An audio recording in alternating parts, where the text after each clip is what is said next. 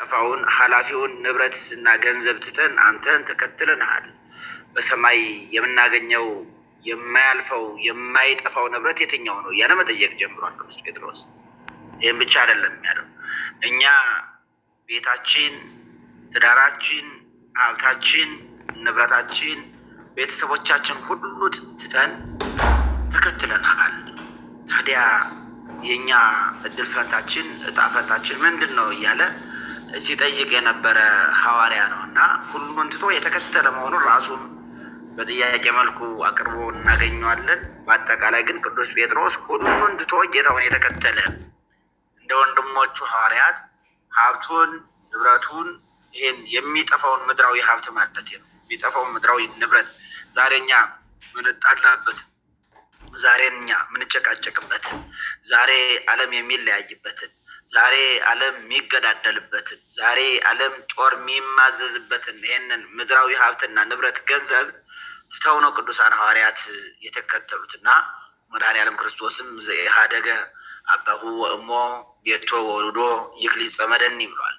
ሀብቱን፣ ንብረቱን፣ ገንዘቡን፣ ቤቱን፣ ልጁን፣ ትዳሩን ትቶ ያልተከተለኝ ብሎ በፍጹም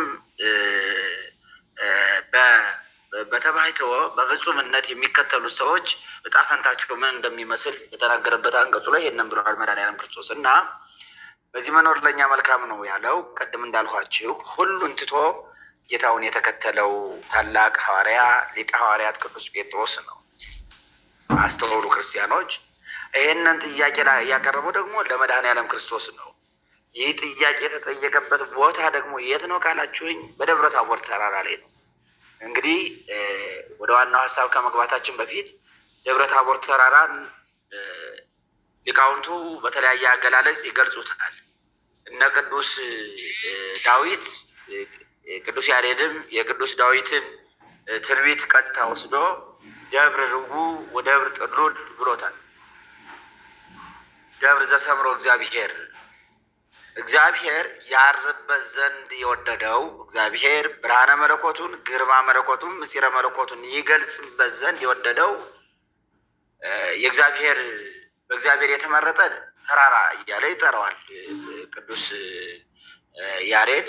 ልክ የቅዱስ ዳዊትን አስቀድሞ ቅዱስ ዳዊት ደብር ርጉ ወደብር ጥሉል እግዚአብሔር የቀደሰው እግዚአብሔር የመረጠው እግዚአብሔር ግርማ መለኮቱን ምስጢረ መለኮቱን ይገልጽበት ዘንድ የወደደው ተራራ እያለ ይገልጸዋል ቅዱስ ዳዊት። ቅዱስ ጴጥሮስም ልክ በቦታው ሆኖ ያየውን የተገነዘበውን ምስጢር በገለጸበት አንቀጹ ላይ ምንድን ነው የሚለው? ቅዱሱ ተራራ ይለዋል። ቅዱስ ጴጥሮስ ደግሞ ቅዱሱ ተራራ ነው የሚለው።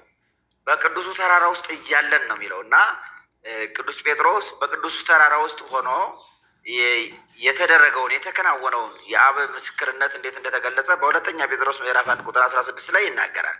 በቅዱሱ ተራራ የሆነውን ነገር ጽፎታል። በኋላ እንመለስበታለን እና ይህ ደብረ ታቦር ቅዱሱ ተራራ የተባለም የሚጠራ የተለያየ ስያሜ ያለው ኢየሩሳሌም የሚኖርና የሚገኝና ከምድር ወለል በላይ ከ500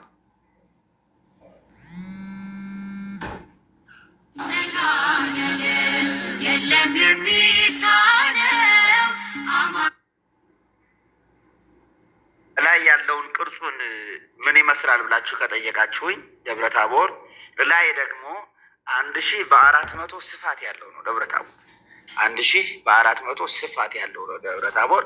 እስራኤላውያን ብዙ ጊዜ በዓል ያከብሩበት ነበር። በዚህ ቦታ ላይ በዓል የብርሃን በዓል ያከብሩ ነበር። እስራኤላውያን የቂጣ በዓል ያከብሩ ነበር። የተለያየ በዓላትን ያከብሩበት ነበር በዚህ ቦታ።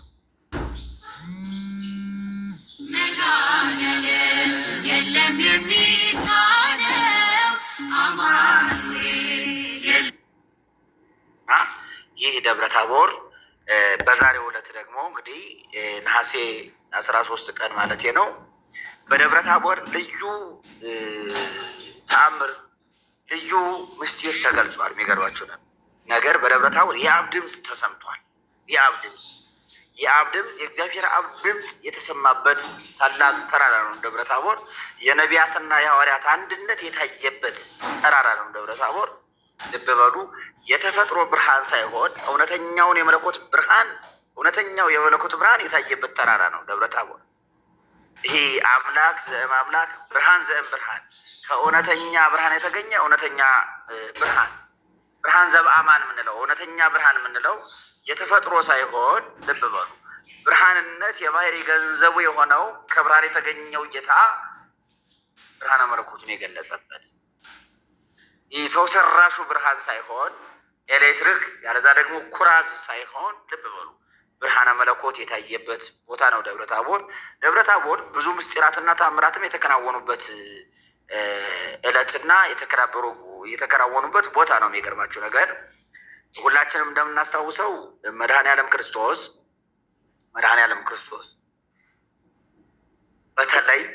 በተለይ ብዙ ምስጢራትን በደብረ ታቦር ነው የገለጸው። ብዙ ምስጢራትን በተራራ ነው የገለጸው። ይቅርታ፣ ብዙ ታምራትን ብዙ ምስጢራትን በተራራ ገልጿል። ብዙ ትምህርትንም ደግሞ በተራራ አስተምሯል። በተለይ የቅዱስ ማቴዎስ ወንጌል ምዕራፍ 5 ምዕራፍ 6 ምዕራፍ 7 እነኚህ ሶስቱ ምዕራፎች የተራራው ስብከት የሚባሉት ናቸው። ይሄ የመንግስተ ሰማያትን ምስጢር ያስተማረበት አንቀጸ ብፁዓን በእውነት አንቀጸ ብፁዓን የሚያሳርቁ ብፁዓን ናቸው መንግስተ ሰማያትን ይወርሳሉና የእግዚአብሔር ልጆች ይባላሉና እየተባለ የሚተረጎም አንቀጸ ብፁዓን የተሰበከው በተራራው ስብከት ነው። አንቀጸ ምጽዋት አንቀጸ ጾምም የተሰበከው በየት ነው ካላችሁ በተራራ ነው።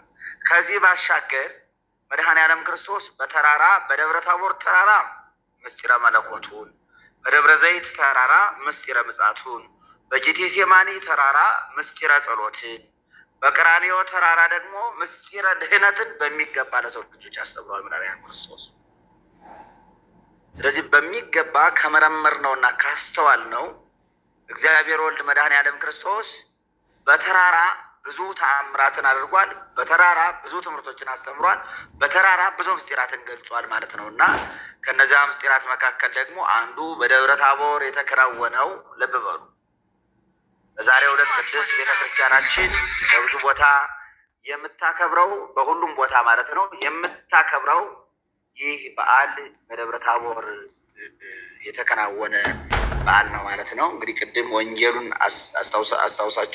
አስተውላችሁ ከሆነ በደንብ ተመልክታችሁት ከሆነ ወእምድኅረ ስሱ መዋዕል ነው የሚለው።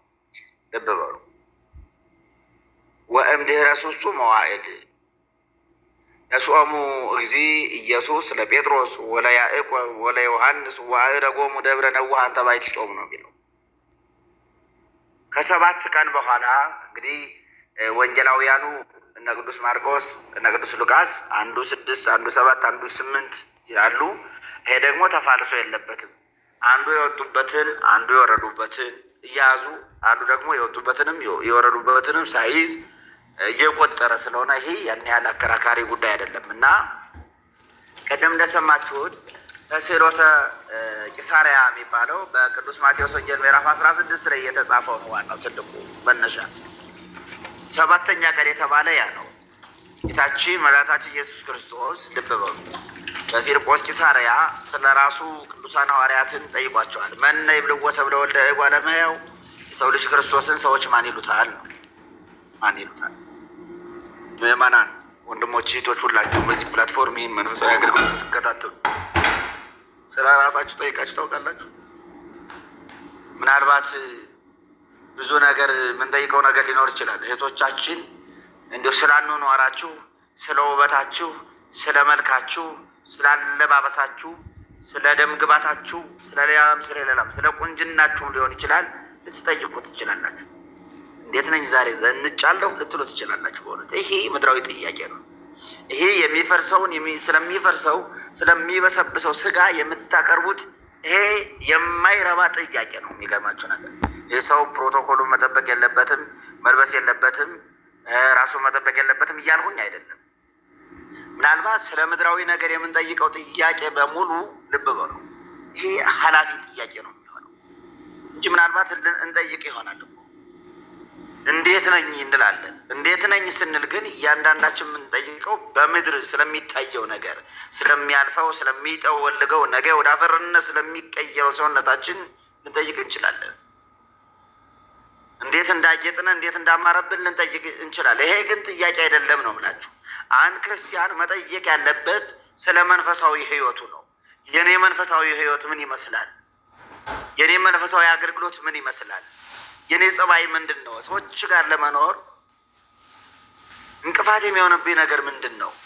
ምናልባት ከጓደኞቻችሁ፣ ከእህቶቻችሁ፣ ከጎረቤቶቻችሁ ጋር ተስማምታችሁ መኖር አቅቷችሁ ከሆነ ራሳችሁን ሌሎች እንደ ጥፋተኛ መቁጠር ብቻ ሳይሆን የእናንተንም ስህተት የእናንተንም ችግር መጠየቅ ያስፈልጋል።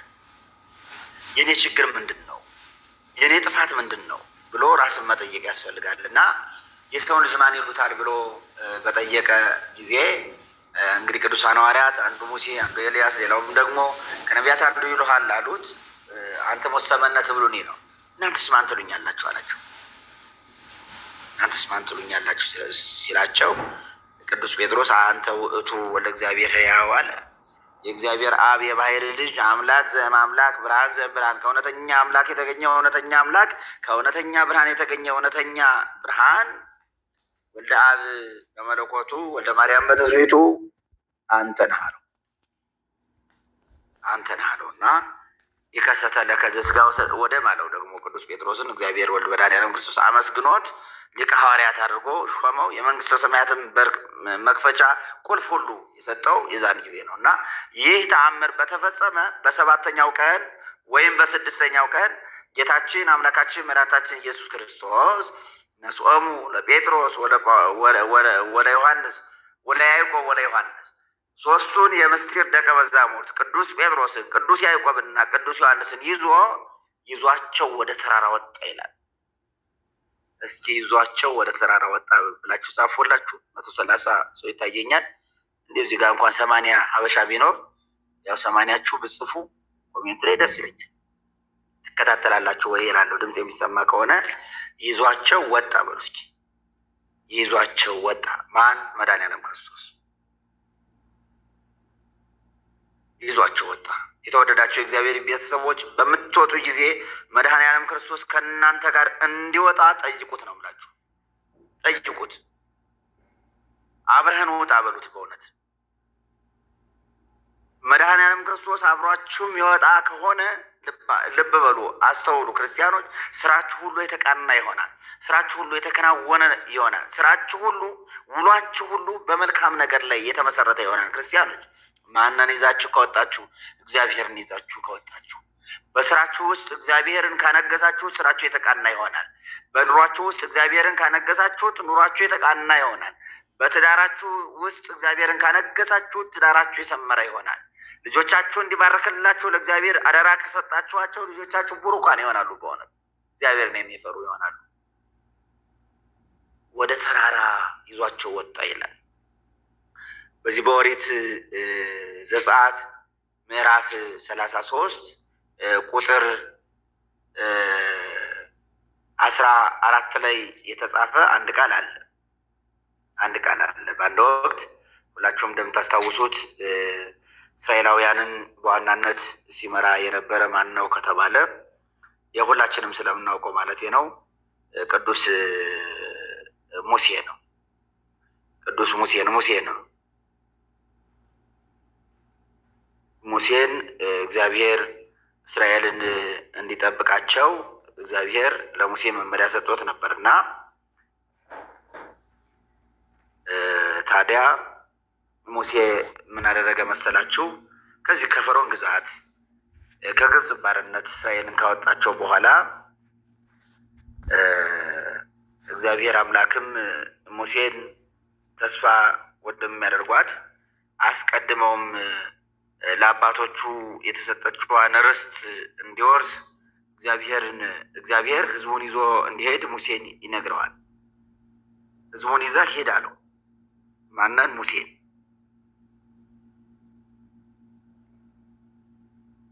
ሕዝቡን ይዘህ ሂድ አለው።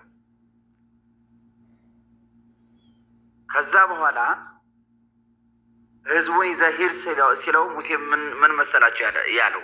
እግዚአብሔር ሆይ አለ አንተ ከኛ ጋር አብረህ ካልሄድ አንተ ከእኛ ጋር አብረህ ካልተመለስ፣ አንተ በመካከላችን ከሌለህ በፍጹም አላደርገውም አለ።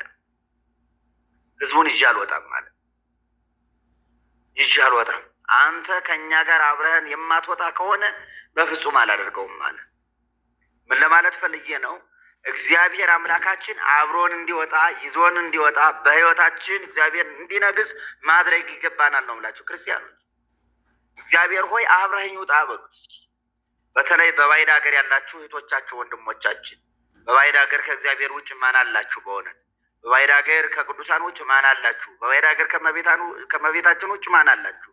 በባዕድ ሀገር ከቅዱሳን መላእክት፣ ከቅዱሳን ነቢያት፣ ከቅዱሳን ሐዋርያት ውጭ ማን ጠባቂ ያላችሁ? በእውነት እግዚአብሔር አምላክ በመላእክቱ አማካኝነት ካልጠበቃችሁ፣ እግዚአብሔር በቅዱሳኑ አማካኝነት ካልታደጋችሁ፣ ከመከራ ስጋ ከመከራ ነፍስ ሁሉ ካላደናችሁ ማን አላችሁ ታዲያ? በእውነት ብዙ መከራ በሚደርስበት ብዙ እህቶቻችን ከፎቅ ተወርውረው በሚሞቱበት ዓለም እኮ ነው የምትኖሩ። በእውነት ብዙ እህቶቻችን የተለያየ ችግር በሚደርስባቸው ቦታ ላይ ነው የምትኖሩት። በእውነት ባህር ውስጥ በሚጣሉበት በሚታረዱበት ብዙ መከራ በሚደርስባቸው ሀገር ስትኖሩ እግዚአብሔር አብሯችሁ እንዲወጣ እንዲወርድ፣ እግዚአብሔር አብሯችሁ እንዲኖር፣ እግዚአብሔር አምላካችን በባዕድ ሀገርም እንኳን ቢሆን ከመከራ ስጋ ከመከራ ነፍስ እንዲጠብቃችሁ፣ ስራችሁን ኑሯችሁን ሁሉ እንዲያቃናላችሁ እግዚአብሔር ከኔ ጋር አብረህ ውጣ በሉት ነው የምላችሁ። ከኔ ጋር አብረህ ውጣ በሉት። ሙሴ አንተ ከሌለ እኔ ይዣችሁ አልወጣም አለ። የተወደዳችሁ የእግዚአብሔር ቤተሰቦች፣ በእውነት በሀገራችንም በመከራ ውስጥ ያለውን ሕዝብ የሚያወጣ እውነተኛ መንፈሳዊ መሪ እንደ ሙሴ ያለ ያስፈልጋል። እግዚአብሔር ሆይ ሕዝቡን አንተ ምራው የሚል እግዚአብሔር ሆይ ከዚህ ከጦርነት ከዚህ ጥላቻ ከበዛበት ዓለም ሕዝቡን አውጣው የሚል ይሄን የጦርነት ዘመን አሳልፍልን የሚል እውነተኛ መሪ ያስፈልጋል። በእውነት እንደ ሙሴ አይነት እግዚአብሔር አምላክ በቸርነቱ ሀገራችን ሰላም ያደርግልን። ይዟቸው ወደ ተራራ ወጣ ይላል። በበሉ ማንና ማን? ጴጥሮስን፣ ያዕቆብን፣ ዮሐንስን።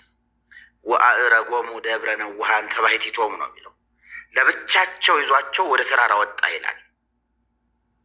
ከወጣ በኋላ ነው እንግዲህ ወተወለጠ አርአያሁ በቅድሚሆሙ።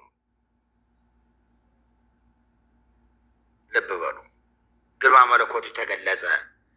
ወአልባሲሁኒ ኮነ ጸዓዳ ከመ በረድ፣ ልብሱም እንደ በረድ ነጭ ሆነ ይላል። ይህንን ቅዱስ ያሬድ ሲተረጉሙ እንዲህ ይላል፣ ዘኢይክል መሀፒል አጻዕድወቶ በምድር ነው የሚለው። በእውነት በሌላ አገላለጽ ምን ማለት ነው?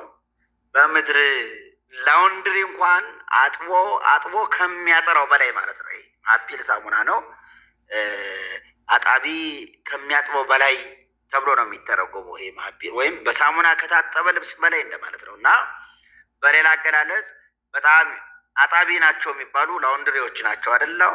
ከላውንድሪ ሁሉ በላይ የሆነ ጽዳት ያለው ነጭነት ያለው ማለት ነው። ወአልባሲሁኒ ኮነ ጸዓዳ ከመ በረድ ነው የሚለው። እንደ በረዶ ነጭ ሆነ ይላል። ምኑ? ልብሱ። ከዛስ ወአስተርአዩ ሙሴ ወኤልያስ፣ ሙሴና ኤልያስም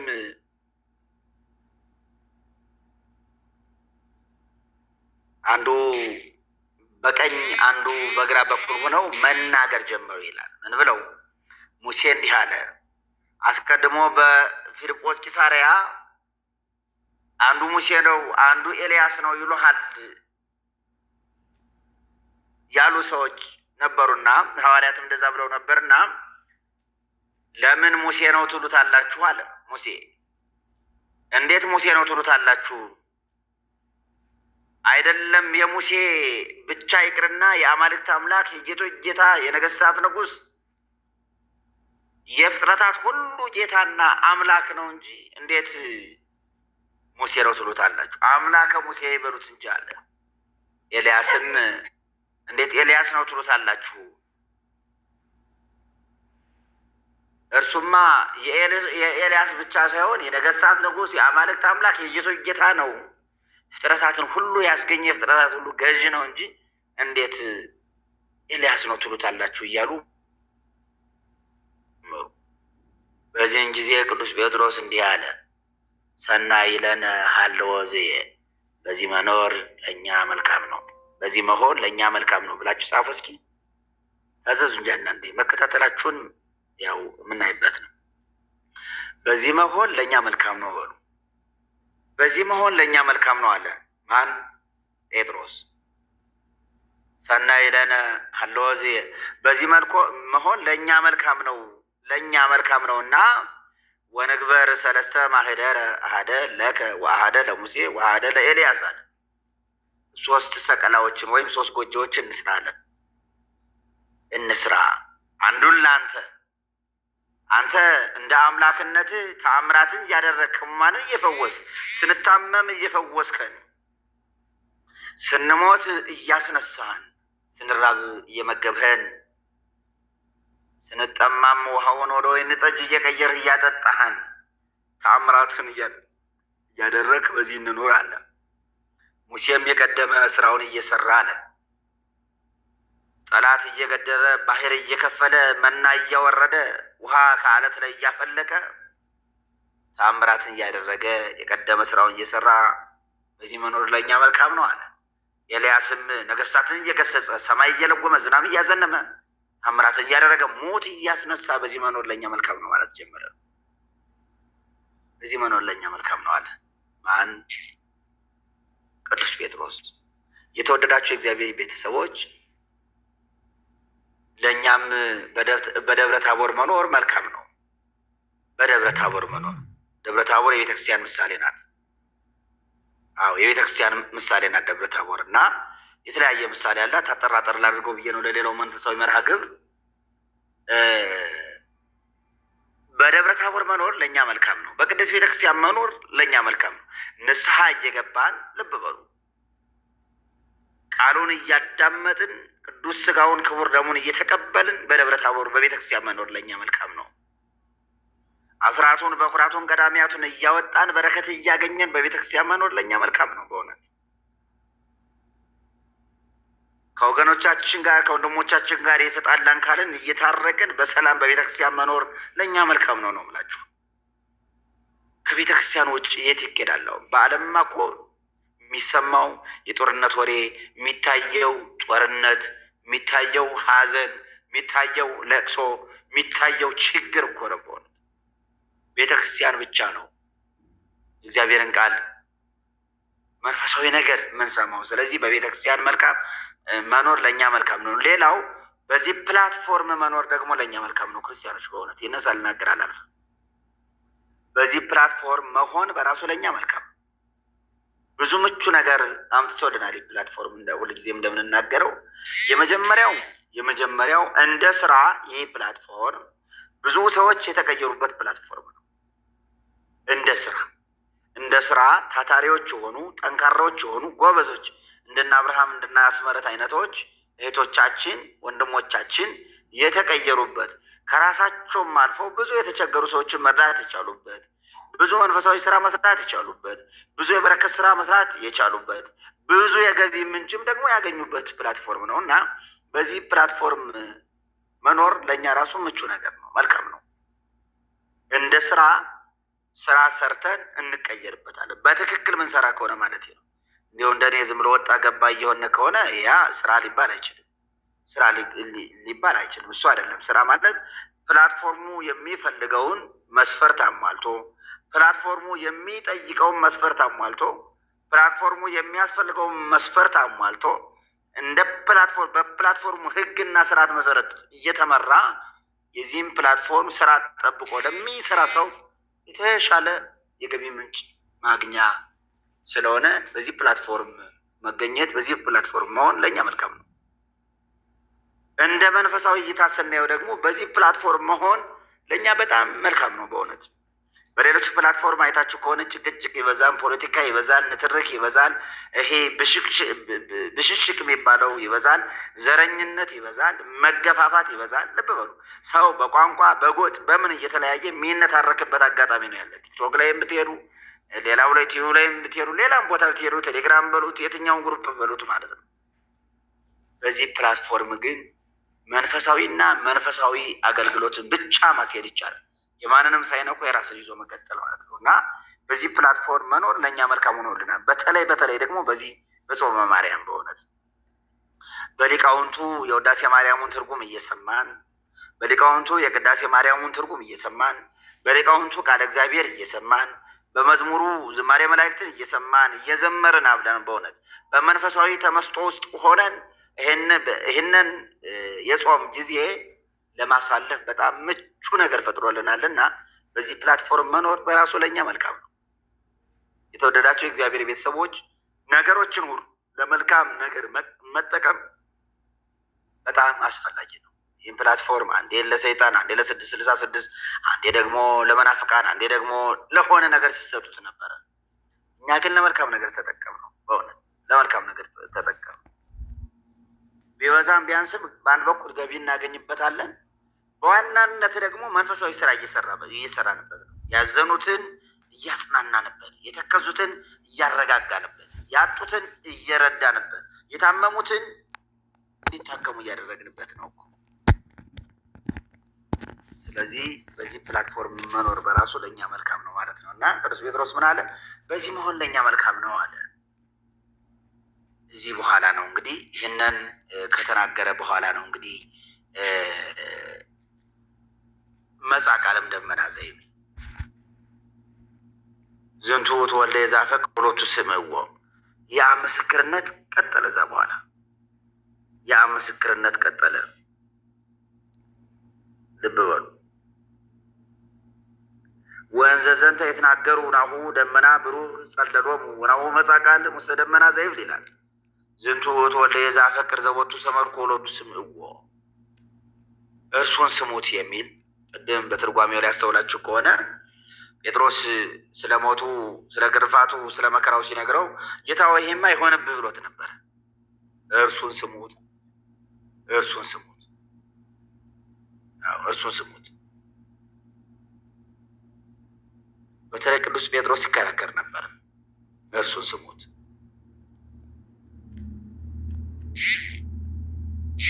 የተወደዳቸው እግዚአብሔር ቤተሰቦች የሰው ልጅ በተለይ በዓለም ደረጃ ነው ብላችሁ የሰው ልጆች ማከናወን የተሳናቸው ነገር ምንድን ነው ብላችሁ ከጠየቃችሁ እግዚአብሔርን መስማት ነው ያቃተነው። እግዚአብሔርን መስማት እያንዳንዱ የሰው ልጅ እግዚአብሔርን ቢሰማ ኑሮ ጦርነት አይኖርም ነበር። እያንዳንዱ የሰው ልጅ ልብ በሉ፣ እግዚአብሔርን ቢሰማ ኑሮ ጥላቻ አይኖርም ነበር። እያንዳንዱ የሰው ልጅ እግዚአብሔርን ቢሰማና እንደ እግዚአብሔር ሕግ ቢኖር ኖሮ ፍቅር፣ አንድነት፣ ሰላም ይሰፍን ነበር እና እግዚአብሔርን ሰምተን በቅዱስ ቤተክርስቲያን ጸንተን እንድንኖር እግዚአብሔር አምላካችን ይፍቀድልን። የተወደዳችሁ የእግዚአብሔር ቤተሰቦች እንግዲህ ሌላው ደብረ ታቦር እንግዲህ እኛ ራሳችን ደብረ ታቦር የክብሩ መገለጫ እንደሆነ ሁሉ እኛ የእግዚአብሔር ቤተሰቦች፣ የእግዚአብሔር ልጆች፣ ወንድሞች፣ እህቶች ደግሞ እውነተኛ አማናዊ ደብረ ታቦር የእግዚአብሔር የክብሩ መገለጫ ልንሆን ያስፈልጋል ነው ዋናው ትምህርት። ይሄ የእግዚአብሔር የክብሩ መገለጫ መሆን አለብን እኛ እያንዳንዳችን ማለት ነው። አማናዊ ደብረ ታቦር፣ እውነተኛ ደብረ ታቦር መሆን አለብን። እንዲያው ዝም ብሎ የደብረ ታቦርን ታሪክ ሰምቶ የደብረ ታቦርን ትምህርት ተምሮ በደብረ ታቦር ተራራ የተፈጸመውን ተአምራት ሰምቶ ብቻ መሄድ አይደለም። የእግዚአብሔር የክብሩ መገለጫ፣ የእግዚአብሔር ማደሪያ፣ የእግዚአብሔር የክብሩ መገለጫ እውነተኛ ደብረ ታቦር መሆን ደግሞ ያስፈልገናል። እኛ ለምን ቃሉን በሕይወታችን የምንተረጉመው ከሆነ የእግዚአብሔር ማደሪያዎች ደብረ ታቦር የክብሩ መገለጫዎች እንሆናለን እኛም እና ደብረ ታቦርን ስናከብር አንደኛ በቅዱስ ቤተክርስቲያን መሰብሰብ፣ በቅዱስ ቤተክርስቲያን ጸንቶ መኖር ለእኛ መልካም መሆኑን እያወቅን፣ ሁለተኛ ደብረ ታቦርን ስናከብር እኛም እውነተኛው የእግዚአብሔር ማደሪያዎች መሆን እንደሚገባን ተረድተን በዓሉን ልናከብር ያስፈልጋል ማለት ነው። በዚህ መኖር ለእኛ መልካም ነው። ያስተማረን፣ የመከረን፣ የገሰጸን እግዚአብሔር አምላካችን ስሙ የተመሰገነ ይሁንልን። ይቆየን።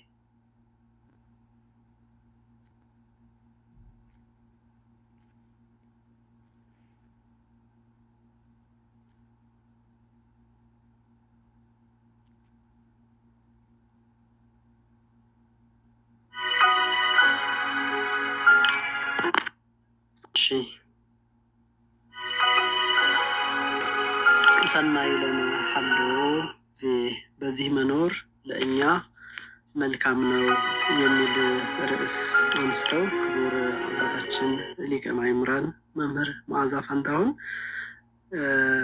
እኛ በደንብ የምንረዳበትን አጠር ባለ ደቂቃ ሰፋ ያለ ትምህርት አስተምረውናል። ክቡር አባታችን ቃለ ሕይወትን ቃለ በረከትን ያሰማለን። ከዚህ በላይ ቤተክርስቲያንን የሚያገለግሉበትን ሰፊ ዘመናት ረጅም ወራት እንዲሰጥልን የአምላካችን የልዑል እግዚአብሔር ቅዱስ ፈቃዱ ይሁንልን። እኛም በተማርነው ትምህርት 30 መቶ ያማረፍን እንድናፈራ ምንም ቅዱስ ፈቃዱ ይሁንልን። በመቀጠል የምናልፈው ወደ ዝማሬ አገልግሎት ይሆናል። አንድ ዝማሬ ከዘመርን በኋላ እንዲሁ የተያዘ መርሃ ግብር ስላለ ወደዛ እንሸጋገራለን ማለት ነው። ስለዚህ አሁንም መርሃ ግብራችንን አላለቀም፣ አልተቋጨም። እዚህ ላይ ያላችሁ እህቶች፣ ወንድሞች ሁላችሁም ታብታብ እያደረጋችሁ ላኪ ቦክስ እያስቀመጣችሁ ቅድም አባታችን እንደተናገሩት ማድረግ ያለባችሁን ነገር እያደረጋችሁ እንድትቆዩ መልእክቴን እንዲሁ አስተላልፋለሁ። እህታችን ሶሲ ካለሽ ኤጀንት ሶሲ አንድ ዝማሬ ዘምሪልንና ወደ ቀጣዩ መርሃ ግብር እንሸጋግራለን። ጥያቄና መልስ የተዘጋጃችሁ እህቶች ወንድሞች ደግሞ እንዲሁ ከወዲሁ ሬዲ እንድትሆኑ በዚሁ መልእክቴን አስተላልፋለሁ። ሶሲ ያለሽ?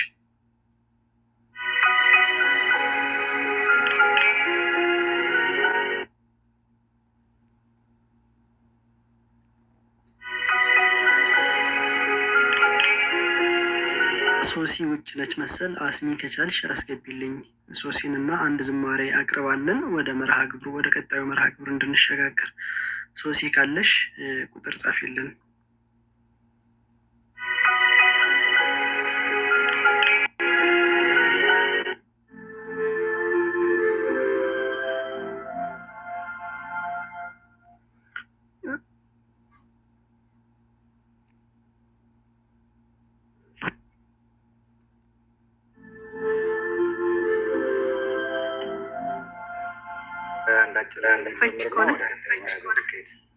አንተ ዘምር።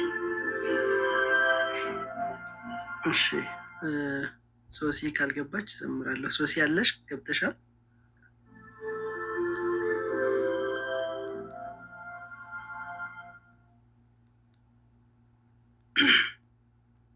እሺ ሶሲ እየገባች አይደለም።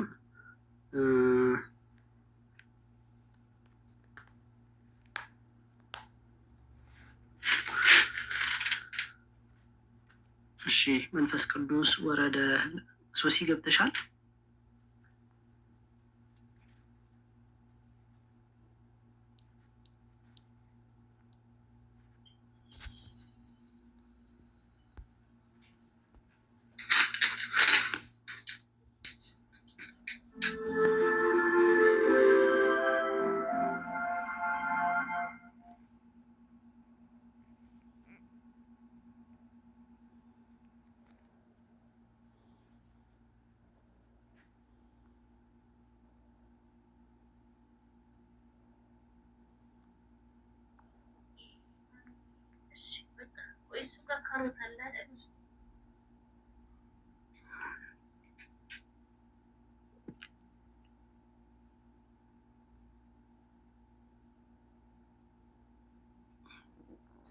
እሺ መንፈስ ቅዱስ ወረደ ላይ ለሐዋርያት ተመሲሎ ከመ ዘእሳት እያልን ከኔ ጋር አንድ አጭር መዝሙርን ዘምርና ወደ ቀጣዩ መርሃ ግብር እንሸጋግራለን። መንፈስ ቅዱስ ወረደ ላይ ለሐዋርያት መንፈስ ቅዱስ ወረደ ላይ ለሐዋርያት ተመሲሎ ተመሲሎ ተመሲሎ ተመሲሎ ተመሲሎ ከመ ዘእሳት ተመሲሎ ተመሲሎ ተመሲሎ ተመሲሎ ተመሲሎ ከመ ዘእሳት መንፈስ ቅዱስ ወረደ ላዕለ ሐዋርያት መንፈስ ቅዱስ ወረደ ላዕለ ሐዋርያት ተመሲሎ ተመሲሎ ተመሲሎ ተመሲሎ ተመሲሎ ከመሰሳት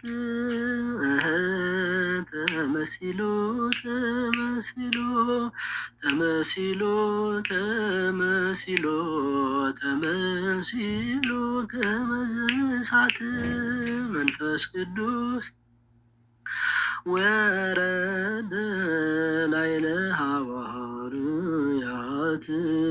መንፈስ ቅዱስ ወረደ ላዕለ ሐዋርያት ተመሲሎ ተመሲሎ ተመሲሎ ተመሲሎ ተመሲሎ ከመሰሳት ተመሲሎ ተመሲሎ ተመሲሎ ተመሲሎ ተመሲሎ ከመሰሳት። አሜን። ከበዓሉ ረድኤት በረከት ያሳትፈን፣ ዝማሬያችንን ይቀበልልን።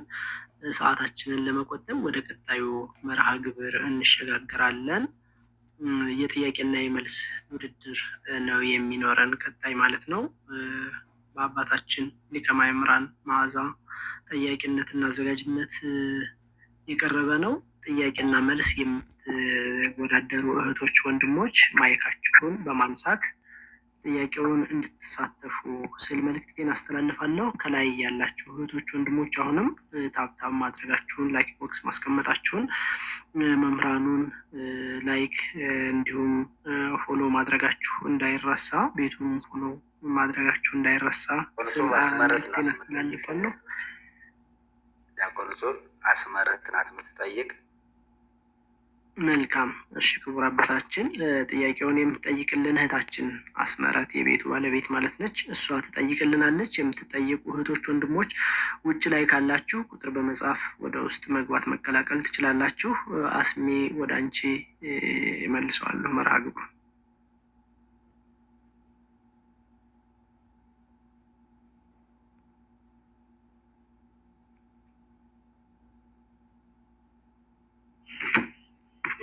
ሰማይ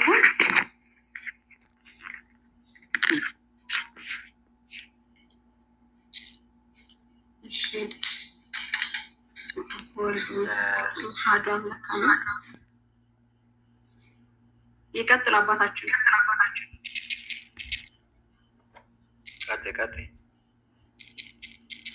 እሺ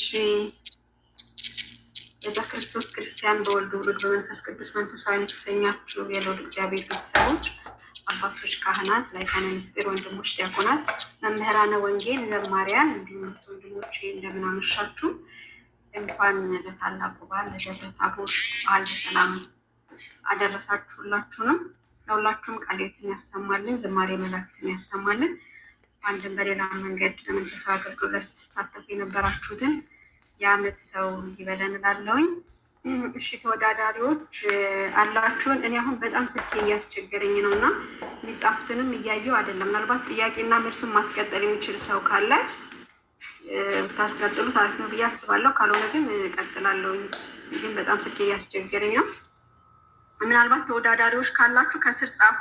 እያያችኋቸው እኔ ምንም አይታየኝም፣ ቴክስት እያመጣልኝ አይደለም። እመቤት፣ ይርበብ፣ ቅመምና ማርታ ካላችሁ እሺ ሞክሪና፣ አስሜ ካስቸገረሽ ዲያቆን ጽሁፍ ያስቀጥለዋል፣ ልኬለታለሁ። አንቺ ሞክሪና ያስቸገረሽ። እመቤት፣ ይርበብ፣ ማርታ አላችሁ? ቅመም፣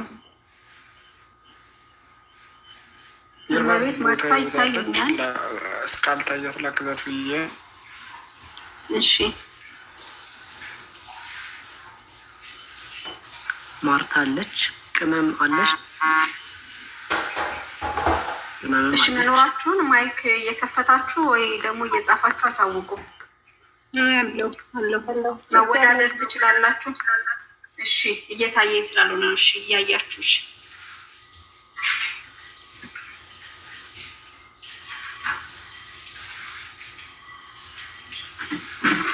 እሺ ዝግጁ ናችሁ? እናስይዛለ ቡድን ለሁለት እናስይዝ። እሺ ስለዚህ ቆይ እናስወጣችሁ ልጆች በፈቃደኝነት ውጡ፣ ወይም ደግሞ ልጠይቃችሁና ኢሉዬና አዩሽ አንዴ ውረዱልና እነሱ ቦታ ትገባላችሁ። ኢሉዬና አዩሽ ቶሎ በሉና እነሱ ቦታ ትገባላችሁ። ቶሎ በሉልን። ምቹ ነገር ሶስተኛ ወንበር ላይ ይሁኑ። አባታችን ከአዩሽ ጀምሬ እመቤት ጎን ውጡ። ከላይ ይቅርታ ትመለሳላችሁ። ይርበብ እና ማርታ ወደ ላይ ከፍ በሉ ሆናለች። ቃል ኪዳን 21 ላይ ሆኜ ቃል ኪዳን ቃሉ ረጅ ወደ ታች እና ማርታ በቃል ቦታ ሁኑ። እሺ ማርታ ከፍ በይ። እሺ ይርበብ ዘርፌ ታች ረጅና ማነሽ ዘርፌ ወደ ላይ ሆኜ አብርሃም ወደ እዛ ጠገበ። እሺ አብርሃም ታች ወረድና ይርበብ እናንተ ቦታ ተቀያየሩ። ይርበብ 18ኛ ወደ አብርሃም ከፍ በይ። እሺ አብርሻውን ላይ ከፍ ማለት አብርሽ 15 ላይ ግባ። እሺ አዩሽ ካለሽ ጻፊልንና እዚህ ላይ መግባት ትችያለሽ።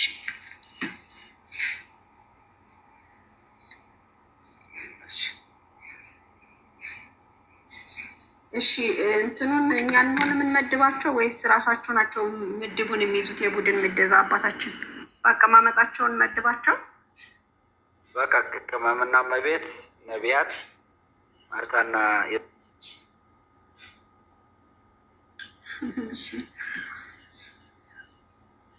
እሺ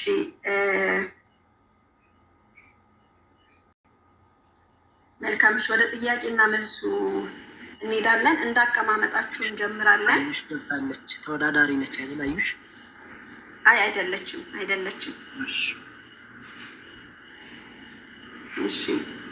እሺ እንዳቀማመጣችሁ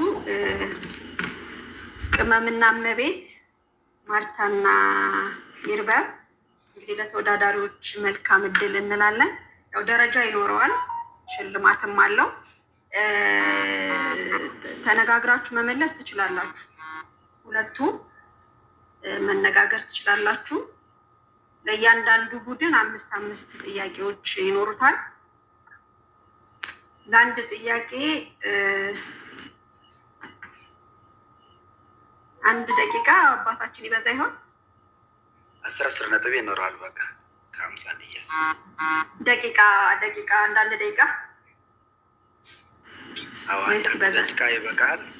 የሚናገር ሰው ግን በስህተት እንዳይኖር አደራ የምንላቸው። በውስጥ መስመር የሚጽፍም ሆነ የሚናገር ሰው በስህተት መኖር የለበትም። ይሄ የአገልግሎት ምንድን ነው? የሰዎችን ጠቅላላ እውቀት የምንለካበት፣ ብርታታቸውን፣ ጥንካሬያቸው የምናይበት ነው እንጂ እዚህ ጋር የሆኑት ነገር ስለሌለ በስህተት እንኳን ቢሆን የሚናገር እንዳይኖር አደራ። እንግዲህ የካህን ቃል ነው፣ አክብሩ።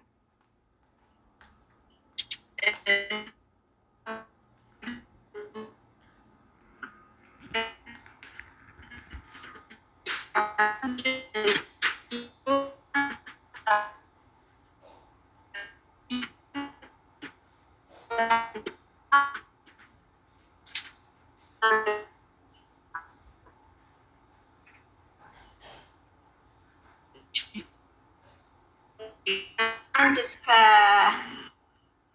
10 ካሉት 1 ቁጥር ጥሩልኝ። የመጀመሪያውን ጥያቄ ለመጠየቅ 2 ቁጥር። እሺ 1 ደቂቃ አላችሁ።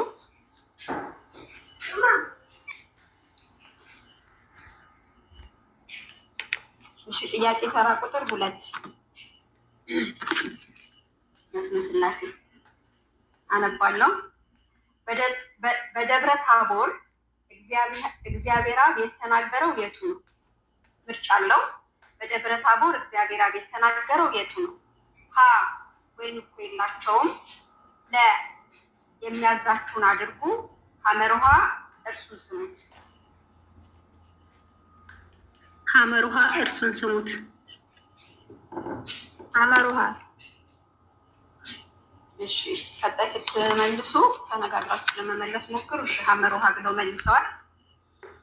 እሺ ቡድን ሐዋርያት ከቁጥር 2 ከጥያቄ ቁጥር 2 ውጪ ከ1 እስከ 10 አንድ ቁጥር ጥሩልን። አንድ ቁጥር።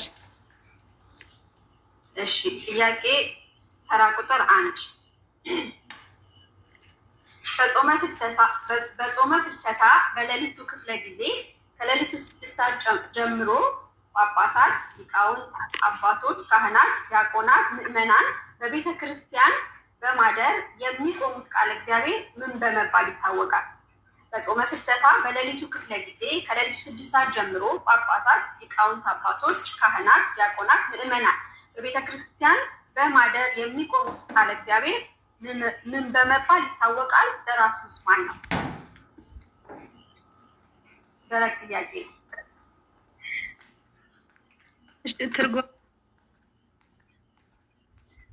አቤት ትርጓሜ አባ ጊዮርጊስ ዘጋስጫ። እሺ ትርጓሜ ነው። ደራሲው አባ ጊዮርጊስ። ቆይ ቃለ እግዚአብሔሩ ትርጓሜ ደራሲው አባ ጊዮርጊስ ዘጋስጫ አይደለ? አዎ።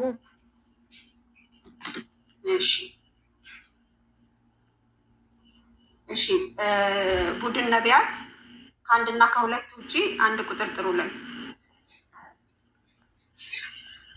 6። እሺ ጥያቄ ተራ ቁጥር 6 ለደብረ ታቦር የሚበራው ችቦና የሚጋገረው ሙልሙል መንፈሳዊ ትርጉማቸውን አስረዱ። ለደብረ ታቦር የሚበራው ችቦና የሚጋገረው ሙልሙል መንፈሳዊ ትርጉማቸውን አስረዱ። አንዴ ቃላችሁ ቀጥይ።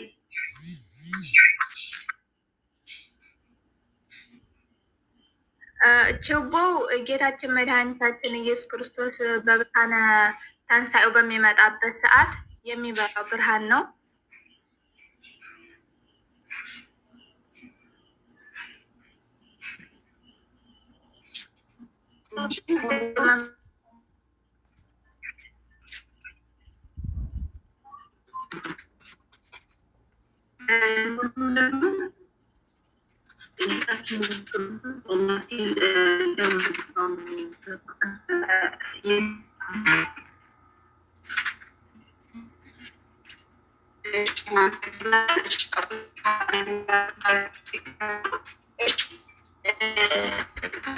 ቡድን የሐዋርያት ቡድን ተራ ቁጥር 1፣ 2 እና 6 ተይዟል። ከዛ ውጭ ያሉትን ከ1 እስከ 10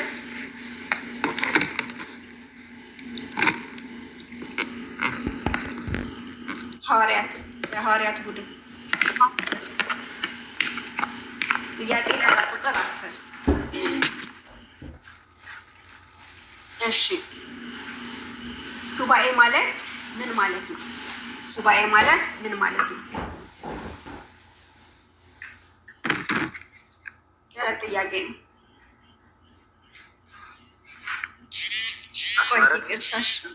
አቤት ይቅርታ፣ በጣም ይቅርታ። የሱባኤ አይነቶች ስንት ናቸው? ይቅርታ፣ የሱባኤ አይነቶች ስንት ናቸው?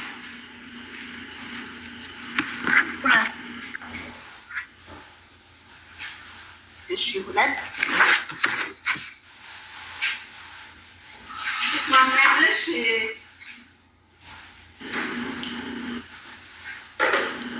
እሺ 2 እሺ ደቂቃችሁ አልቋል። ተነጋግራችሁ መመለስ ትችላላችሁ። እሺ ማን አሁን የተጠየቀው? ሐዋርያት። እሺ ነቢያት 1 2 እሺ ጥያቄ ተራ ቁጥር 4 5 አንዱን ምረጡ። ማን ነው 5 ያለው? እኔ 5 እሺ ቁጥር 5 እሺ ጥያቄ ተራ ቁጥር 5 ጌታ ወደ ደብረ ታቦር ተራራ ይዟቸው የወጣ ሐዋርያት ብዛታቸው ስንት ነበር? ስማቸውስ ጥቀሱ። እሺ 3 ናቸው አይደል? ደግሞ 3 ናቸው። የዮሐንስና ወንጌላዊ ዮሐንስና ያዕቆብ ጴጥሮስ። አንዱስ ዮሐንስና ወንጌላዊ ዮሐንስና ወንድሙ ያዕቆብ። ትክክል 3 ናቸው።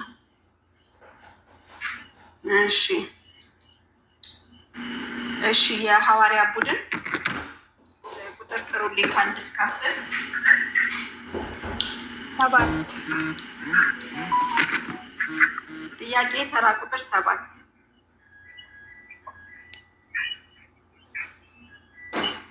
እሺ ሙሴ 40 ዘመን እስራኤላውያንን ሲመራ ከእግዚአብሔር ጋር ስንት ጊዜ ቃል በቃል ተናግሯል? ምርጫ አለው ወይስ እንድትሞክራላችሁ? ምርጫ ደረቅ በደረቅ ሞት ነው እኮ። እሺ ሀ 580 ለ 560 ሐመሩሃ 570 መ ቃል በቃል አልተነጋገሩም። 570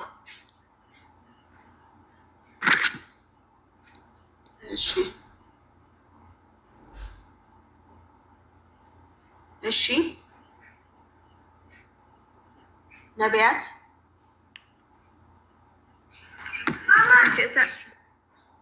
እኔ ያልተጠራው ቁጥር 8 ቁጥር ባልተጠራ ከሆነ 8 ይሆንልህ። እሺ ጥያቄ ተራ ቁጥር 8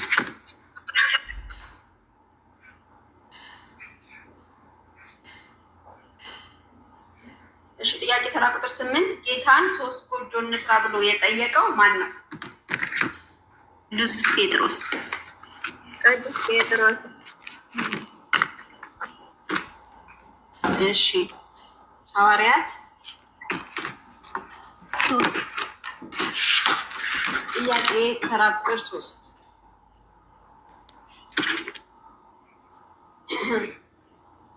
የደብረ ታቦር በዓል ቁጥሩ ከዳሽ ነው። ሀ ከ9 ንዑሳን በዓላት፣ ለ ከ9 አባይት በዓላት፣ ሐመርሃ ራሱን የቻለ መንፈሳዊ በዓል ነው። ከ9 አበይት በዓላት።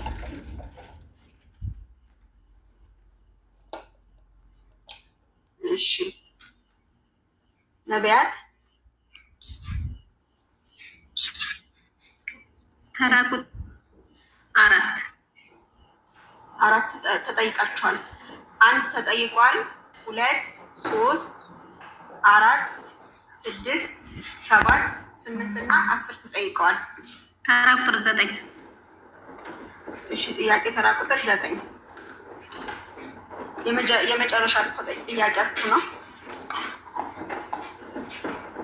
እሺ ጥያቄ ተራ ቁጥር 9 ሱባኤ ማለት ምን ማለት ነው? ሱባኤ ማለት ምን ማለት ነው? እኔ ልመልስ። እሙ ተነጋግራችሁ መልሱ። እሺ እሙ አለሽ?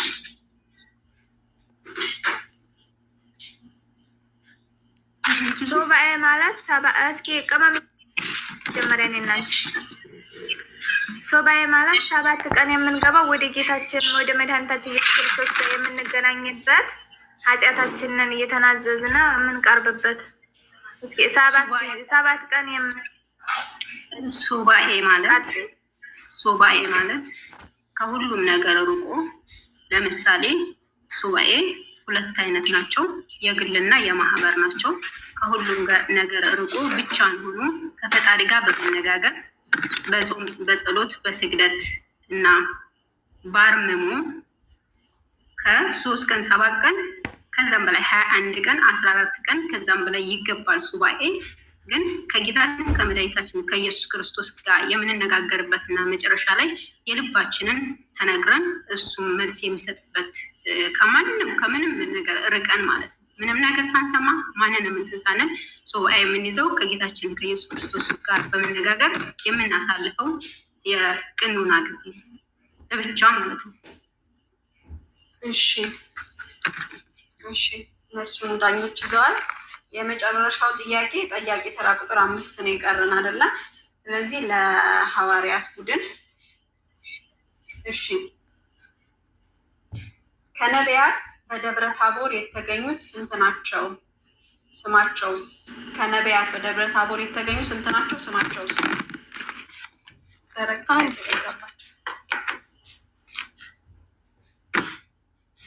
እሺ፣ ስም አንድ ሁለት ናቸው። ከነቢያት ሙሴና ኤልያስ ሁለት ናቸው። ሙሴና ኤልያስ ከብሉይ ኪዳንና ከአዲስ ኪዳን። እሺ፣ እግዚአብሔር ይስጥልን። ጥያቄያችንን ጨርሰናል። ዳኞች ውጤት ይነግሩንና ምናልባት የመመሳሰል ነገር ካለ ለመለየት የመለያ ጥያቄውን እንቀጥላለን። አባታችን አሉ። እንዴት ቆያችኋለሁ? ይሰማል?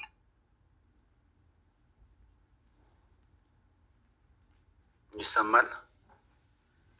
ይሰማል አባታችን። መልካም። ያው ጥያቄውን ይዣለሁ መያዙን፣ ግን ማነው እንትኑ ውጤቱን ግን ያው የተባሉትን ትተው ያልተባሉትን የመለሱበት አጋጣሚ አለ።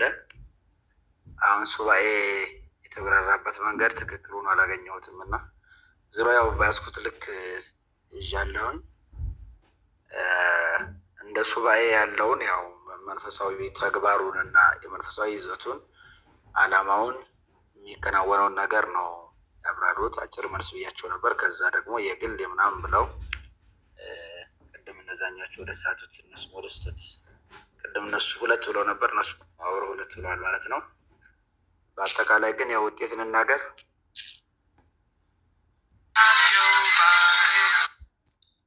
የሚስተካከል ካለ እሺ፣ ውጤት አያያዞት ላይ የሚያስተካክሉት ነገር ካለ አይተይዟል። በቃ ውጤት ልናገር። ነቢያት ከ5 ጥያቄ 3 ተኩል መልሰዋል። ሐዋርያት ከ5 ጥያቄ 3 መልሰዋል ማለት ነው። በ1 2ኛ በልጧቸዋል። ይሰማ ነው?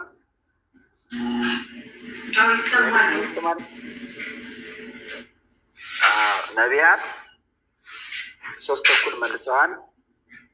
ሐዋርያት 3 መልሰዋል። ስለዚህ በ5 ነጥብ በግማሽ ማለት ነው ይበልጧቸዋል ማለት ነው።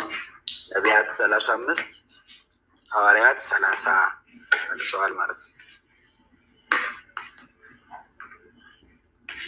እሺ፣ እናመሰግናለን አባታችን። እሺ፣ እንግዲህ የዛሬውን የደብረ ታቦር በዓልን በማስመልከት ተዘጋጅቶ በነበረው ጥያቄና መልስ ውድድር ላይ 4 ተወዳዳሪዎችን በአንዱ ቡድን 2 በአንዱ ቡድን 2 አድርገን ነቢያትና ሐዋርያትን አወዳድረን ነበረ። በመሆኑም ሁለቱም ቆንጆ የሆነ ተሳትፎ አድርገው ሆኖም ግን እንግዲህ ቀደምት ነን አንሸነፍም ብለው ነው መሰለኝ ነቢያት በ5 ነጥብ የዛሬውን ውድድር በአንደኝነት ደረጃ አሸንፏል ማለት ነው። ለሁላችሁም ቃለ ሕይወትን ያሰማልን። የነበረን የጥያቄና መልስ መርሃ ግብር በዚህ ጋር እንጨርሳለን። ለተወዳዳሪዎች ብዙም ባይሆን አነስ ያለች ሽልማት አለችን። ስለዚህ ሽልማታችን እናበርክት እንደ ዲያቆን ወይስ ይቆይ? ጨርሰን እንልቀቅ መድረክ። አንድ መዝሙር ይዘመርና ከዛ በኋላ የሽልማት መርሃ ግብር፣ ከዛም በአባቶች ጸሎት ተደርጎ ከጸሎት በኋላ መልእክት ተላልፎ ደግሞ እንዲሁ መዝሙር ይቀጥላል። አሁን አንድ መዝሙር ይቀጥል። መልካም። እሺ፣ እግዚአብሔር ይስጥልን። በሽልማቱ ሰዓት ደግሞ እንገናኛለን። እናመሰግናለን። ይግባኝ የምትጠይቁ ካላችሁ እያሉ ነው ሊቀ ማእምራን። ከነጥብ አያያዝ ጋር በተገናኘ ሌላም ጥያቄውም ከብዶናል የምትሉ ከሆነ በውስጥ አስሚንና ሊቀ ማእምራንን ማናገር ትችላላችሁ። አብርሃም ደግሞ ለትንሽ ነው የተሳሳታችሁት እንጂ እኩል ነበራችሁ እያለ እያበረታታችሁ ነበር። የተሳተፋችሁ እህቶች፣ ወንድሞች በእውነት በጣም ጠንካሮች እና ጎበዞች ናችሁ። ለሁላችሁም እግዚአብሔር አምላክ ቃለ ሕይወትን ያሰማችሁ። በርቱ፣ ከዚህም በላይ አንብቡ፣ ወደ ፈተናም አታግባን እያላችሁ ጸልዩ። እንኳን ደስ ያላችሁ ያሸነፋችሁ የነቢያት ቡድን የሐዋርያት ቡድንም እንኳን ደስ አላችሁ። ሁላችሁም እንኳን ደስ ያላችሁ ማለት እወዳለሁ። አሁን እህታችን ኤጀንት ሶሲ አንድ ከደብረ ታቦር መዝሙር እንዲሁ አንድ መዝሙር ትዘምርልንና ወደ ሽልማቱ መርሃ ግብር እንሸጋገራለን ማለት ነው። ሶሲ ይሰማል? እሰማለሁ ዲያቆን? ይሰማል። እሺ አባቶቼ ካህናት፣ ወንድሞች ዲያቆናት፣ ወንድሞች እህቶች በእግዚአብሔር ፍጹም ሰላም እላችኋለሁ። እንዴት ዋላችሁ? እንዴት አመሻችሁ? እንኳን ለጌታችን ለመድኃኒታችን ለኢየሱስ ክርስቶስ አቤት ባለ ሆነው ለደብረ ታቦር በሰላም አደረሳችሁ። ለእመቤታችንም ባለ ጾማ በሰላም አደረሳችሁ። ላለው ይፍቱኝ። ኔትወርክ ዛሬ በጣም አስቸግሮኛል። ልጆችም አሉ። እንግዲህ ልሳተፍ ከበረከቱ በስላሴ ስማምኛ እንደ አጠር ያለች መዝሙር ልዘምረው ከሰዓቱም አንጻር።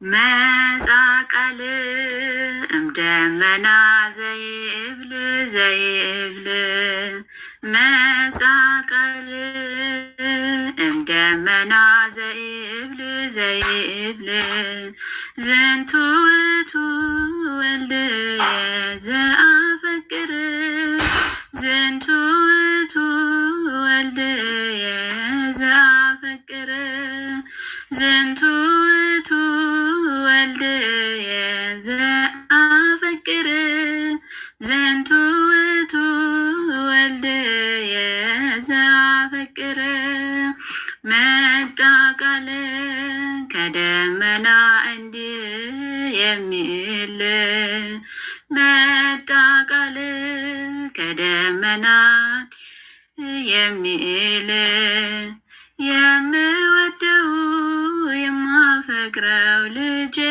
ነው። የምወደው የማፈቅረው ልጄ ነው።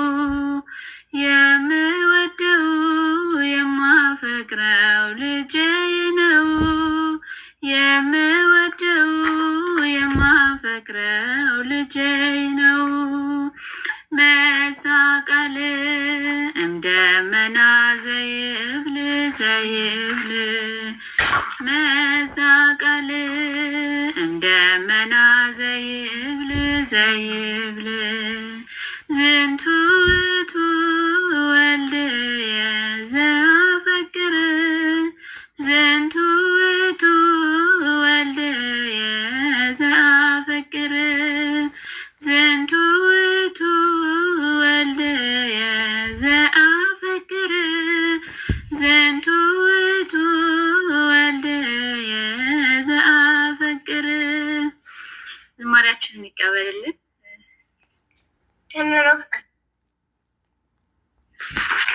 አሜን። ለእህታችን ሶሲ እንዲሁ እግዚአብሔር አምላክ ዝማሬ መላእክትን ያሰማልን። ከዚህ በላይ የምታገለግልበትን ሰፊ ዘመናት ረጅም ወራት ይስጥልን። እህታችን በማይመች ሁኔታ ላይ ሆና እንዲሁ አገልግላናለች እና የልብሽን ሀሳብ እግዚአብሔር አምላክ ይፈጽምልሽ። መርሃ ግብራችንን እያጠናቀቅን ስለሆነ በጸሎት ሳይዘጋ ሁላችሁም አትሄዱ አትውጡ ማለት እወዳለሁ። እህታችን አስሚ ወደ አንቺ መልሰዋለሁ መድረኩን። የሽልማቱን መርሃ ግብር አከናውኝና በዚሁም መልእክት አብርሃምና አንቺ መልእክት አስተላልፉና ወደ አባቶች ቃለ ምዕዳንና ጸሎት ተሸጋግረን በዚሁ የመርሃ ግብሩ ፍጻሜ ይሆናል ማለት ነው። አስሚ ወደ አንቺ ልመልሰው።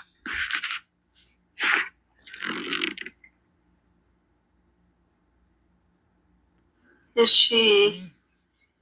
በድጋሚ ዝማሬ ሁላችሁም ቃለ ሕይወትን ያሰማልን፣ እግዚአብሔር ይስጥልን። ሁላችሁም እንግዲህ በዚህ ተገኝታችሁ ቆንጆ የሆነ መርሃ ግብር እግዚአብሔር ረድቶን አድርገናልና ሁላችሁንም አመሰግናለሁ። እግዚአብሔር ይስጥልን።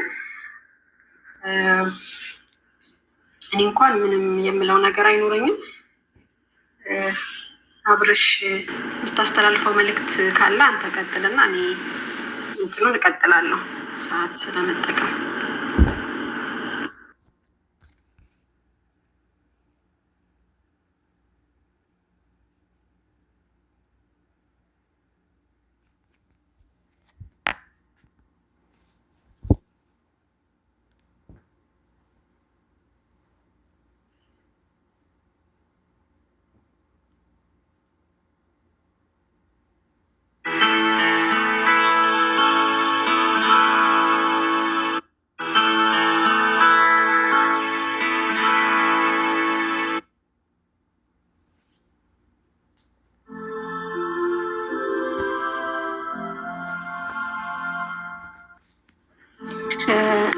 አትሰሙኝም ነው ወይስ እያወራችሁ አይደለም? ኦኬ አብርሽ ወጥቷል መሰለኝ አይደል? አለ እንዴ?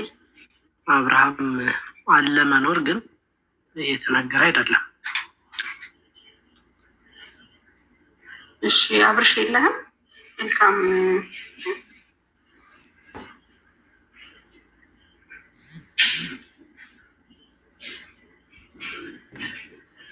እሺ በቃ አንተ አስጨርሰው።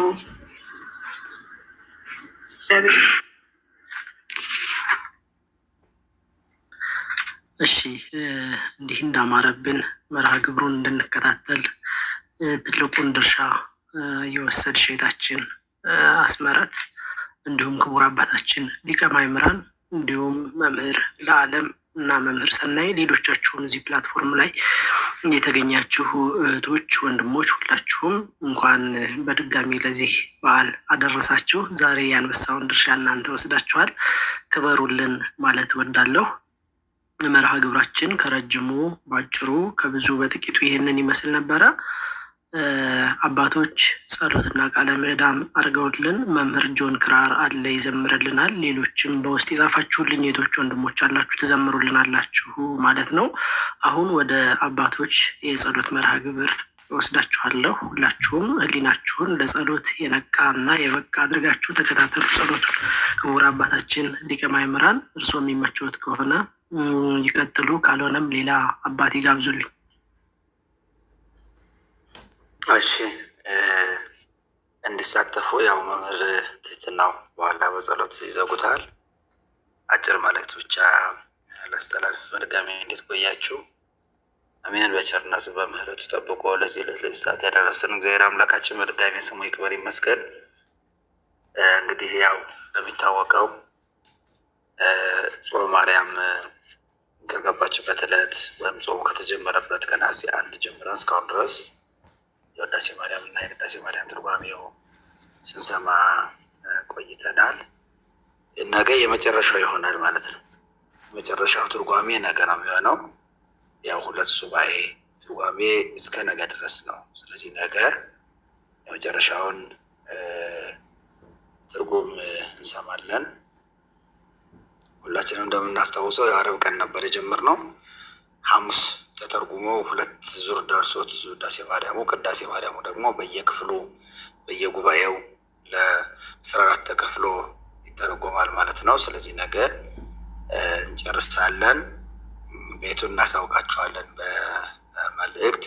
የሐሙስ ቀን የመምህር ዘራዳዊት ነው። ምናልባት ለሌሎች ሰዎች ለበረከት የሚያስተላልፉ ከሆነም እናሳውቃችኋለን ማለት ነው። ስለዚህ ነገ ከ2 ሰዓት ጀምሮ የውዳሴ ማርያም እና የቅዳሴ ማርያም ትርጓሜውን በተጀመረው መሰረት በመምህሮቻችን የመጨረሻውን ነገ እንሰማለን ማለት ነው። አገልግሎቱን ግን ዓርብም ቅዳሜም እናከናወናለን። 2 ቀን ይከናወናል። ዓርብ የጸሎት መርሃ ግብር ይኖረናል። መምህራኑ ዲያቆናቱ በጋራ ሆነን ጸሎት እናደርሳለን። ከቻልን ውዳሴ ማርያም የ7ቱን ቀን ውዳሴ ማርያም ዓርብ እናደርሳለን። ተከፋፍለን አንዳንድ ሰው ሆኖ ያንዳንድ ቀን ቢይዝ በአማርኛ በሚገባችሁ ቋንቋ ሁሉም እንዲሳተፉ ማለት ነው። እሱን እናደርጋለን ካልቻልን ደግሞ የጸሎት መርሃ ግብር በምንችለው ልክ እንዲከናወን ይሆናል ማለት ነው። ዓርብም በወንድማችን በአብርሃም ገብረ እግዚአብሔር ቤት ነው የሚከናወነው። ምናልባት ለሌላ ሰው ይሰጥ ከሆነ ድሉን እሱንም የምናሳውቅ ይሆናል። ቅዳሜ የቅድስት ኪዳነ ምሕረት መደበኛ በዓል የሚያከብሩ እህቶቻችን ቤት ነው የሚሆነው። እሱንም ማን ጋር እንደሆነ በደንብ አጣርተን ስናረጋግጥ የምናሳውቅ ይሆናል። ስለዚህ ነገም ዓርብም ቅዳሜም ከ2 ሰዓት ጀምሮ መንፈሳዊ አገልግሎቱን የምናስቀጥል መሆኑን ማስገንዘብ እወዳለሁኝ። ማንም እንዳይቀር 3 ቀን ነው የቀረን። እንግዲህ 3 ቀን ሲቀር እንደምንም ብለን ከተቻለ ሌሎችንም ይዞ በመምጣት ካልተቻለ ደግሞ ራሳችን እንኳን መጠን መንፈሳዊ አገልግሎቱን መከታተል ይጠበቅብናል ማለት ነው። እንግዲህ የመንፈሳዊ አገልግሎት እንዲቀጥል የበኩላቸውን አስተዋጽኦ ያደረጉ ብዙ ልጆች ወንድሞች አሉ።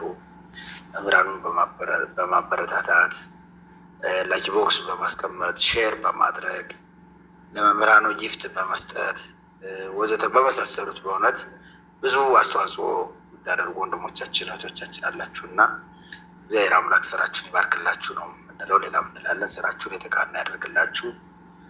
በባዕድ ሀገር ያላችሁትም እግዚአብሔር አምላካችን ከመከራ ስጋ ከመከራ ነፍስ ከድንገተኛ አደጋ ሁሉ ይሰውራችሁ፣ ለሀገራችሁ በሰላም ያብቃችሁ። በሀገር ውስጥም ያላችሁት እግዚአብሔር አምላካችን የምትፈልጉትን ከኃጢአትና ከበደል በቀር ያለውን የልባችሁን መሻት ሁሉ ይፈጽምላችሁ። በእኔ በኩል ያለኝ መልእክት ይሄ ነው። በእግር ትህትናው የሚሰማዎት ከሆነ ጸሎት ያደርጉና ሰላም ለኪ ጸለየን በመጨረሻ ቡነ ዘበሰማያት አሁንም መርሐ ግብራችን እናጠቃልላለን ማለት ነው። መምህር ትህትናው የሚሰማዎት ከሆነ ይቀጥሉ።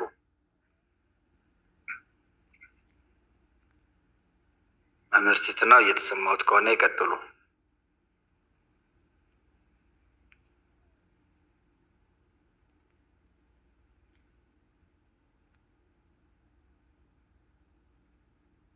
እሺ እየተናገሩ ነው ወይስ ስለኔ ነው የማይሰማኝ ወይስ እየተናገሩ አይደለም? ኧረ እሺ፣ ስለነበረ ጊዜ ሁሉ እግዚአብሔር አምላካችን ስሙ የተመሰገነ ይሆንልን። አገልግሎታችን ሁሉ ይቀበልልን። ምስጢሩን ብርሃነ መለኮቱን በደብረ ታቦር የገለጸ አምላካችን የእኛም ምስጢሩን አእምሮውን ጥበቡን ይገለጽልን። ከቅዱሳን ነቢያት ከቅዱሳን ሐዋርያት ረድኤት በረከት ያሳትፈን። ጸሎታችን፣ ልመናችን፣ አገልግሎታችን ሁሉ ይቀበልልን። ለዚህ ዕለት ለዚህ ሰዓት ያደረሰን እግዚአብሔር አምላካችን በቸርነቱ በምሕረቱ ጠብቆ ለዛሬ ዓመት ደግሞ ተሰብስበን እንድናከብር መልካም ፈቃዱ ይሆንልን። ሁላችንንም እያለንበት ከመከራ ስጋ ከመከራ ነፍስ ከድንገተኛ አደጋ ሁሉ ይሰውረን። አቡነ ዘበሰማያት ይትቀደስ ስምከ ትምጻእ መንግሥትከ ወይኩን ፈቃድከ በከመ በሰማይ ከማሁ በምድር ሲሳየነ ዘለለዕለትነ ሀበነ ለነ ሀበነ በሰላም ታባና ጊዜ ሳንሱታላ ድነን ነዋለን ነው ሁሉ ኩስ መዚያ ከየት መንግስት ያለው ሰው ተላልባለት ነው ቅዱስ ገብርኤል መነግሮስ ማርያም ሰላም ለኪ ድንግል ወልድናቸው ድንግል መስጋጅ መግዚያ የጸው ሰላም ለኪ ብሩት አንተ ዮሐንስ ወሩክ ሲትረሴብ ሴት በሙሉ የተጸጋ እግዚአብሔር ምስሌኪ ሳሌው ጸልይ ለነ ምህረተ አፍቁር ልጅ ኢየሱስ ክርስቶስ ከእስራኤል እናታዊነ ተባሰነ ነቢ ሰላም ለኪ ዘንሰግድ ንብለኪ ማርያም መነን አሰበቋቼ ማርዌናዊ ተማህፀነ በጆንታና ምቹ የጀማዎች ማይበረን ይሁን ድንግል ባርኪ ጸሎተ እግዝእትነ ማርያም ድንግል ወላዲተ አምላክ ተአብዮ ነፍሴ ለእግዚአብሔር ወታሰብ መንፈሴ ባለኪ ወለኔ ሰሌማ ማላሙት ናኦም ኢየሱስ ያሰበጽውን ይኩሉ ተወልድስ መገብረ ሊታ ኃይላዊ የተወደሱ ሳይብለቱ ለተለለ ይፈረው ወገብረ ኃይለ በመዝራይቱ ወዘሮሙ ለቢል ለልቦን ስቶ ለያለ መራውት የውለቱ ዋስገቡም በረከቱ ዶርባን ወፈናው ምራቆሙ ለቦላ ሞተው ኮለ ስራይ ሁሉ ወዘከረ ሳይሮ ዘቢሮ ለአቦይና ለአብርሃም ለዘስቀላ አንሷል ነው ሰነሙ ለማን ባርክ ንግዘት ይፍትና ጸኒ አይሰሩ ለሰይጣንም ወለ መደመ ተብራክ አለኪ ለቅዱስ ኤፍሬም ማርያም ንጽሕት ድንግል ወላዲተ አምላክ ማይመሳል ተምረለ ወልደሰብ ሳሊ ለና በክርስቶስ ወልደች እስራኤል ያተነሳሊ ለቅዱስ ኤፍሬም ለአባር ያቆተ ቅዱስ ያሬድ ለቅዱስ ጊዮርጊስ ዘጋስ ለቅዱሳን ሁሉ የተለመነች አምላክ ወላዲተ አምላክ እኛንም ትለመነን። ጸሎታችን፣ ልመናችን፣ አገልግሎታችን ሁሉ ትቀበለን። ጸሎታችን፣ ልመናችን፣ አገልግሎታችን ሁሉ ተቀብላ ከልጇ ከወዳጇ ከጌታችን ከአምላካችን ከመድኃኒታችን ከኢየሱስ ክርስቶስ ዘንድ ተባላ ታማልደን። ለአብርሃም ለይስሐቅ ለያዕቆብ ለዘሩ ለነቢያት ለሐዋርያት ለጻድቃን ለሰማዕታት የተለመነ ጌታ እኛንም ይለመነን። ጸሎታችን፣ ልመናችን፣ አገልግሎታችን ሁሉ ይቀበልልን። ጸሎታችን፣ ልመናችን፣ አገልግሎታችን ሁሉ ተቀብሎ በዚህ ሰዓት የተጨነቁትን ያዘኑትን የተከዙትን በቸርነቱ ይጎብኝልን። ለታመሙት ምሕረቱን ለሞቱትም ጽድቁን ያድልልን። ከእመቤታችን ከቅድስት ድንግል ማርያም ረድኤቷን በረከቷን ያሳትፈን። ውዳሴዋን ቅዳሴዋን በአንደበታችን ፍቅሯንም በልባችን ይሳልልን።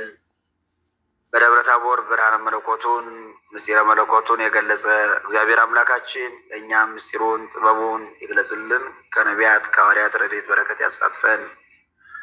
እግዚኦ ዕቀብ ነፍሳት አግብርቲከ ወልደ ኪዳን ገብረ እግዚአብሔር ወልደ ገብርኤል ወልደ ገብርኤል ወልደ ገብርኤል ወልደ አማኑኤል ወልደ ኢየሱስ ተስፋ ማርያም እግዚኦ ዕቀብ ነፍሳተ አእማቲከ ጽጌ ማርያም ጽጌ ማርያም ጽጌ ማርያም ወለተ ኪዳን አጸደ ማርያም እህተ ሚካኤል እህተ ማርያም ወለተ ጊዮርጊስ ወለተ ሥላሴ እግዚኦ ዕቀብ ነፍሳተ አእማቲከ አመተ ሥላሴ ሩተ ሥላሴ ወለተ ገብርኤል አስካለ ማርያም ወለተ ማርያም ወለተ ማርያም ወለተ ማርያም ወለተ ሚካኤል ወለተ ሰንበት ፍቅርተ ሚካኤል ፍቅርተ ሚካኤል ፍቅርተ ማርያም ኦ እግዚኦ ቀብነ እሳት አይባቲከ ወለተ ጻድቃን አመተ ማርያም ብርሃነ ማርያም መከበ ማርያም ወለተ አብ ወለተ መስቀል ወለተ ሰማዕት እህተ ማርያም ወለተ ሐና ወለተ ቂርቆስ እህተ ገብርኤል ወለተ መድኅን ወለተ መስቀል ወለተ ኔነ ገብርከ ወለተ ገብርኤል ቀበኒ መከራ ሥጋ ወነፍስ እግዚአብሔር አምላካችን ሁላችንንም ከመከራ ሥጋ ከመከራ ነፍስ ሁሉ ይጠብቀን። የቸርነቱን የምህረቱን ስራ ይስራልን። ተረፈ ሌሊቱን ባርኮ ቀድሶ በሰላም ያሳድረን። ጉባኤያችን ይባርክልን። ሱባኤውን በሰላም ያስፈጽመን። አቡነ ዘበሰማያት ይትቀደስ ስምከ ትምጻእ መንግሥትከ ወይኩን ፈቃድከ በከመ በሰማይ ከማሁ በምድር በውስቴነ ዘለለዕለትነ ሀበነ ዮም ወኅድግ ለነ አበሳነ ወጌጋየነ ከመ ንሕነኒ በሰይጣን ንጉሥ ወሰደድነ ዋልነ ኩሉ ኩስ ወዚአከ ትምጻእ ወልዳለ ወነፍሰ ቅዱስ ገብርኤል መላእክት ሰላም ለይት እንደበል ሰላም ለይት ወሩታንቲ ማንሶር ፊርሲቶ ሲስቲቶ እንደዘጋ እግዚአብሔር ልጅ ጻለው ጸልይ ለምሕረት አቆልልሽ ኢየሱስ ክርስቶስ ከእስራኤል ናተወን ተዋሳነብ ጌታችን አምላካችን መድኃኒታችን ኢየሱስ ክርስቶስ የሐዋርያት አለቃ ስልጣነ ክህነትን ለቅዱሳን ሐዋርያት ሰጣቸው። ከልጅነት እስከ እውቀት የስራቸው ኃጢአቶችን ይቅር ይበላችሁ። አባቶች፣ ካህናት፣ ወንድሞች፣ ዲያቆናት፣ አባቶች፣ እናቶች ሁላችሁም በዚህ ቦታ የተሰበሰባችሁ ከኃጢአት ማሰሪያ የተፈታችሁ ንጹሐን ሆኖ እናንተንም እኔንም ለመንግስተ ሰማያት የበቃና የተዘጋጀን ያደርገን ዘንድ እግዚኦ መሐረነ ክርስቶስ እንበል። እግዚኦ መሐረነ ክርስቶስ እግዚኦ መሐረነ ክርስቶስ እግዚኦ መሐረነ ክርስቶስ እግዚኦ መሐረነ ክርስቶስ እግዚኦ መሐረነ ክርስቶስ እግዚኦ መሐረነ ክርስቶስ እግዚኦ መሐረነ ክርስቶስ እግዚኦ መሐረነ ክርስቶስ እግዚኦ መሐረነ ክርስቶስ እግዚኦ መሐረነ ክርስቶስ እግዚኦ መሐረነ ክርስቶስ እግዚኦ መሐረነ ክርስቶስ እግዚኦ መሐረነ ክርስቶስ በእንተ እግዝእትነ ማርያም መሐረነ ክርስቶስ በእንተ እግዝእትነ ማርያም መሐረነ ክርስቶስ በእንተ እግዝእትነ ማርያም መሐረነ ክርስቶስ በእንተ እግዝእትነ ማርያም መሐረነ ክርስቶስ በእንተ እግዝእትነ ማርያም መሐረነ ክርስቶስ በእንተ እግዝእትነ ማርያም መሐረነ ክርስቶስ በእንተ እግዝእትነ ማርያም መሐረነ ክርስቶስ እንተ እግዝእትነ ማርያም መሐረነ ክርስቶስ ወእንተ እግዝእትነ ማርያም መሐረነ ክርስቶስ እንተ እግዝእትነ ማርያም መሐረነ ክርስቶስ እንተ እግዝእትነ ማርያም መሐረነ ክርስቶስ እንተ እግዝእትነ ማርያም መሐረነ ክርስቶስ ኦ እግዚእ ኢየሱስ ክርስቶስ ሰራይ ኃጢአት የኃጢአተ ኩሉ ዙከ የማይሰራ ኃጢአት እግዚአብሔር ይፍታ። እግዚአብሔር ይባርክ። ሰላም ለይት ይሁንላችሁ። በሰላም አሜን። ክቡር አባታችን ሊቀ ማእምራን እግዚአብሔር አምላክ ቃለ ሕይወትን ያሰማልን፣ ቃለ በረከትን ያሰማልን፣ አስበ መምህራንን ያድልልን። እንዲሁ በአገልግሎት ውለው ደከመኝ ሰለቸኝ ሳይሉ እዚህ ያሉ ደግሞ እህት ወንድሞችንም ማገልገል አለብኝ በማለት እስከዚህ ሰዓት ከኛ ጋር ከቆዩት ካመሹት አባቶቻችን አንዱ ናቸው። በድጋሚ እግዚአብሔር አምላክ ቃለ ሕይወትን ያሰማልን፣ ቃለ በረከትን ያሰማልን። መርሃ ግብራችን ከረጅሙ ባጭሩ ከብዙ በጥቂቱ ይህንን ይመስል ነበረ። አነሳስቶ ላስጀመረን አስጀምሮ ላስፈጸመን ለልዑል እግዚአብሔር ክብር ምስጋና ይግባው። እንዲሁ ስታዘዙ የነበራችሁ ላኪ ቦክስ ስታስቀምጡ ላይክ ሼር ስታደርጉ የነበራችሁ ሁሉ እንዲሁ እናንተም የልባችሁን መሻት የልባችሁን ሁሉ ይፈጽምላችሁ እግዚአብሔር። በድጋሚ ለሁሉም መምህራኖች ቃለ ሕይወትን ቃለ በረከትን ያሰማልን። በሰላም እደሩ። የያዕቆብ ሌሊት ይሆንላችሁ። እዚህ የምትቆዩ ግን መዝሙር አለ። መዝሙር እየዘመርን መቆየት እንችላለን። አሁን የመጀመሪያውን ከጸሎት በኋላ ያለውን እህታችን ዜድ ትዘምርልናለች። መድረኩን ለእርሷ እለቃለሁ። መሄድ የምትፈልጉ ልጆቻችሁን የምታቀያይሩ የምታሰሩ ቤት መክፈት የምትፈልጉ ግን መሄድ ትችላላችሁ ማለት ነው። እግዚአብሔር ይስጥልኝ። ደህና ዳሩ። በእኔ በኩል